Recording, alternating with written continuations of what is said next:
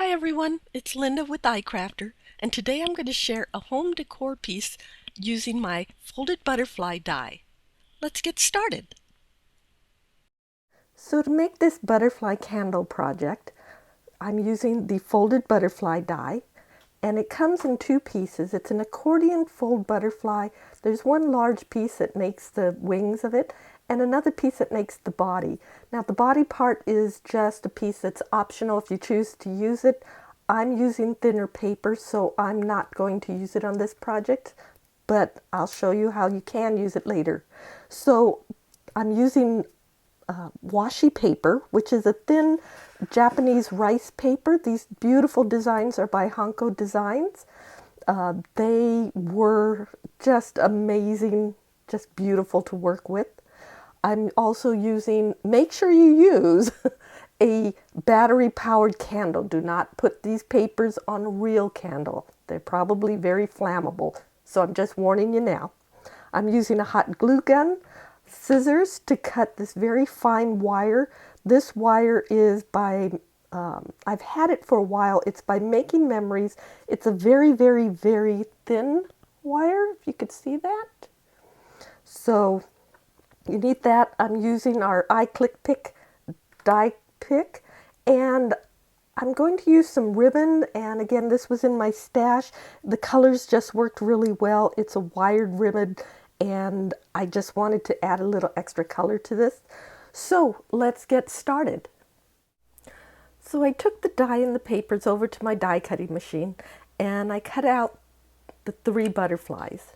Now you can see on the die, let's see, it has these crease lines, and they show up beautifully on the die or on the cut paper.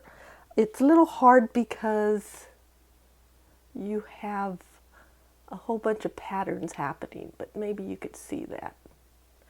Now, one thing to note, butterflies just naturally are symmetrical, so it works really well with horizontally striped paper when you do this, but because these were just so pretty and I wanted to make some really soft and pretty Japanese butterfly look, I used pattern paper. When I could do a horizontal look, I did, but sometimes it just looks pretty to just have a nice soft smaller pattern going across. So now let me show you how to fold these. First fold, I fold back, then I skip a fold and I fold that one back. So every other fold I'm folding back to create a mountain fold. And I find this is just easier to keep track of so that you don't have a big bulky piece as you're working. And I'll show you in a second what that means. But you can see, okay, so I folded everything back. And now on the other folds that I didn't do, I'm going to fold those forward. So now I have a valley fold. Okay. That's why, so that it just is a little easier to work with.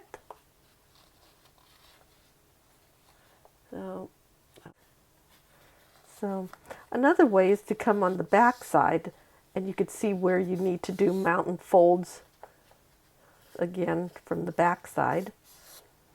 Whatever works easiest for you. Basically what you want to do is by the time you're done is to be able to just start folding an accordion fold back and forward as you go. And you just keep going. And you can see it gets a little bulky as you're doing this, and that's why I didn't fold it this way to start off with.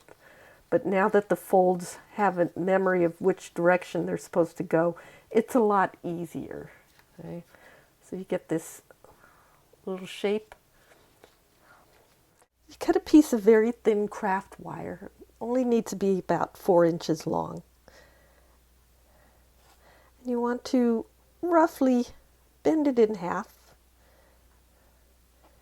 Keep a nice size loop down here.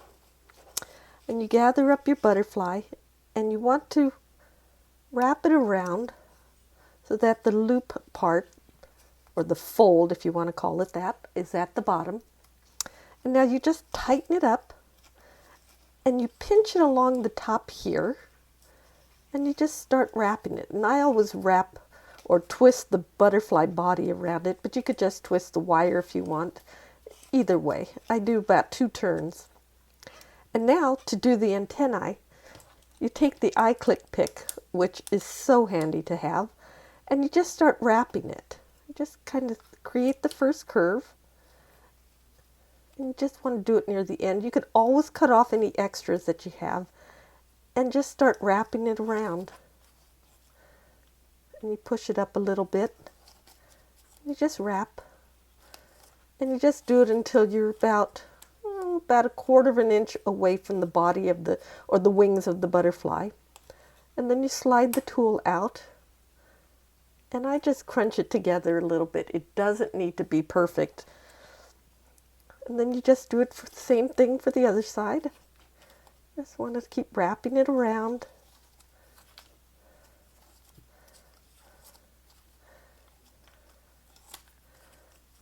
And you make it about the same length.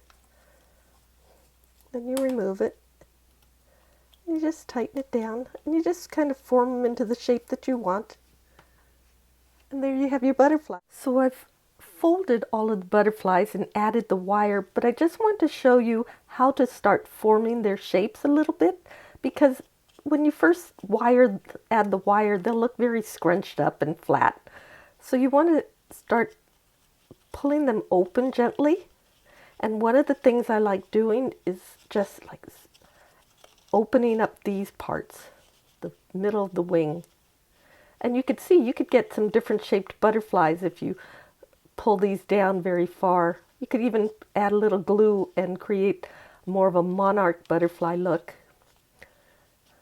So here's the other one. You just kind of open them up and you create more of a full shape. So I'm going to finish a couple more and then I'm going to add them to my candle. And earlier I mentioned about this body shape, this extra piece of dye. What it does, it creates a shape that looks like this, and it folds in half, and you can use it to create the body of the butterfly if you wish. You would just make the antenna a little bit longer here, and then just glue it together, and you would have the body a very larger or more visible, larger size body if you want. So that's an option. I'm not doing it on these because I wanted them to just be the wire. So just wanted to show you how that works. So I finished cutting and folding 5 butterflies that I'm going to use. And you can see some of them are on the same papers. So I wanted to make them look a little different when I add them to my finished project. So what I'm going to do is I'm going to add a little hot glue so that it turns into more of a different shape of butterfly. So I'm just going to add a little dab right there and just bring that bottom part together. Okay, and you could use regular liquid glue if you wish, liquid adhesive. So now I'm going to add it to my candle, and you can see I've already added some ribbon to it.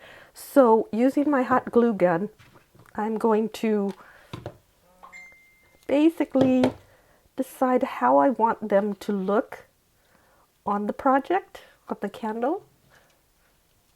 And it looks like 3 might work. Right. Is that what I want to do? It's a good thing to offset them. So 2 up higher, 1 low, or 2 low and 1 high.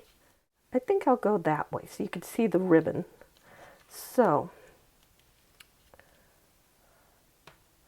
let me add a little hot glue there and just kind of add it, attach it right there. Okay. And then a little lower.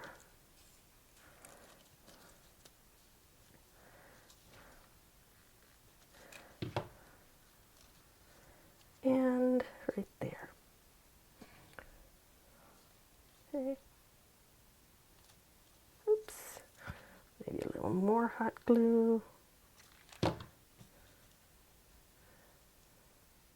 So there's a finished candle project, just to show you.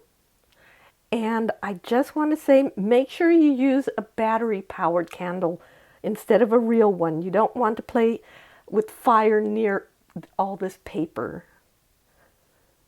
So thanks for watching. Be sure and subscribe below. Happy crafting!